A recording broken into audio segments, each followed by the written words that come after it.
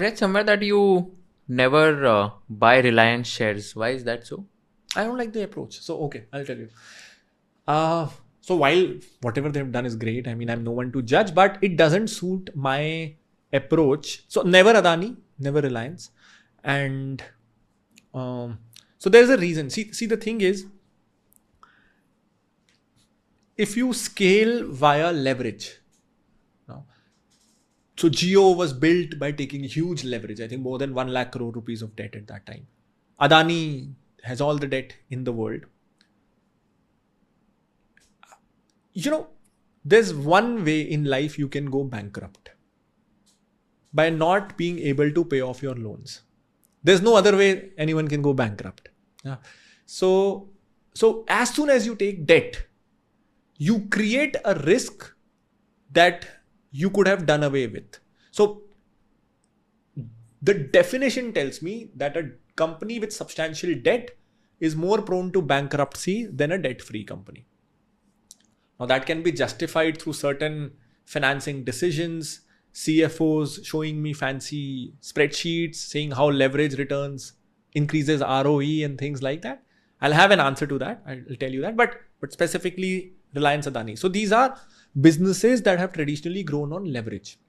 And they have done it really well. I don't know if that was great luck or great talent. Partly both. Maybe both. I would bet on both. Great management and great timing and vision. But for every Adani and Ambani that we celebrate, there is a Kingfisher, there's a Malia who took a similar approach.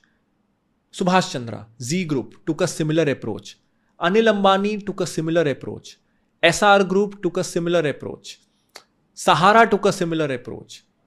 So the definition of risk is, and how do we classify that this is high risk? High risk means that if 100 people take that high risk, risk by definition means that there is a chance of success. Otherwise, it's not risk. Risk has both upsides and downsides. So if a large sample size does a risky activity, by definition, some of them will be successful. But how do I choose? So I like to stay away from these companies because by definition, the style of their business is high risk.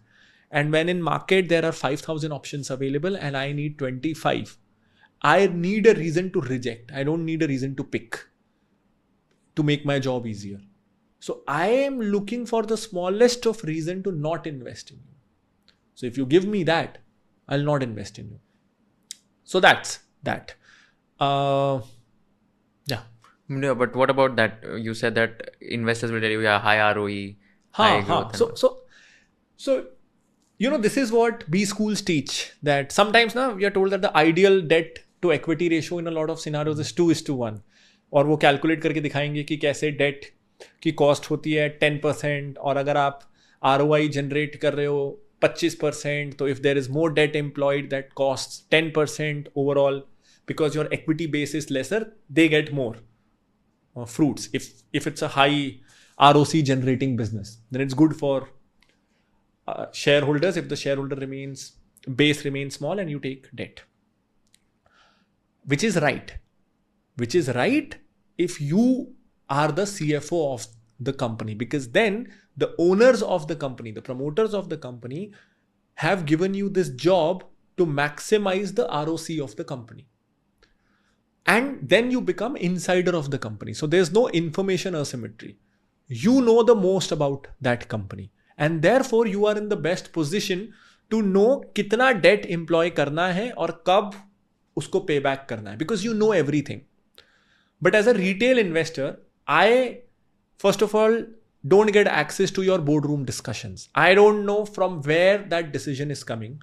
Any information that you publish comes with a quarter's lag, quarterly reports. So there is a lot of information asymmetry. I am not the CFO of a company.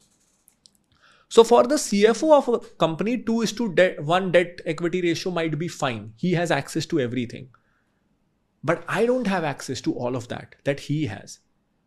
So my risk appetite should be lower, not equal to the CFO of the company. Lesser information compensated by lesser risk. So for an investor, the ideal debt equity ratio is 0. It's not 2:1. But there are so many companies which would have leverage, debt, and they're still doing phenomenally well. Absolutely. Yeah. But you wouldn't invest in them. Yeah, I need 20 companies out of 6,000. I don't worry about I don't worry about opportunities missed. Yeah. But are you saying that in your 25 stocks or 20 stocks portfolio, so all the companies are like debt free? Or negligible debt. I mean, when I say debt free, I mean as a percentage, it should be negligible. So if you know, I would look at debt serviceable ratios, quick ratio, current ratio, solvency ratio. Sometimes companies take short-term debt, marginal. So someone earning a bottom line of 1,000 crores has a debt of 100 crores, 200 crores, and they earn profits of 1,000 crore every year. It's not material. So I stay away from materially leveraged companies, not leveraged companies. If you learned something new from this video, do share it with your friends and subscribe to this channel so that we can bring you the best content possible. Also, if you want to watch this entire episode, click on the link in the description box and you can go to Kushal Lodha YouTube channel and watch the entire podcast episode. Thank you so much for watching this and have an amazing day.